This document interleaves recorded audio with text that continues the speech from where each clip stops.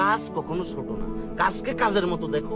তোমার যে জায়গায় দক্ষতা আছে সেই জায়গায় ঝাঁপাই পড়ো। হইতে পারে সেটা ফ্রিল্যান্সিং, হইতে পারে সেটা আম বেচা, হইতে পারে জাম বেচা, হইতে পারে কর্পোরেট জব, হইতে পারে সরকারি জব। ভালো প্রিপারেশন, নিজেকে ওইভাবে দক্ষ করে তোলো। এছাড়া ওই দিন শেষে কাশেম কাকার মাইক, বউ নাই, টিয়া নাই, ফ্ল্যাট নাই, বাসা নাই, বাড়ি নাই, চাকরি নাই, ক্যারিয়ার নাই, হইব কেমনে? পরিশ্রম করবে না। হ্যাঁ, এই যে জ্ঞানটা দিতেছি না, জ্ঞানটা দেওয়ার কারণে আমার কাছে টাকা চলে আসতেছে।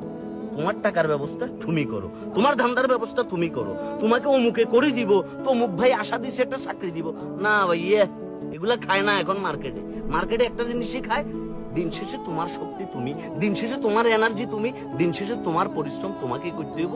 আর ওই সফলতার ভাগ বাকি মানুষরা আছে নিজে। এটাই সিস্টেম, এভাবেই দুনিয়াটা চলতেছে। সুতরাং লাইফে যদি কিছু করতে চাও, নিজের কাজটা নিজে করো। কেমন?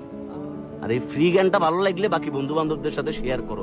বাকি বন্ধু বান্ধব যারা ডিপ্রেশনে আছে, কাতার তলি বসি ইলন মাস্ক হওয়ার স্বপ্ন দেখতেছে, না ভাই এত সোজা না।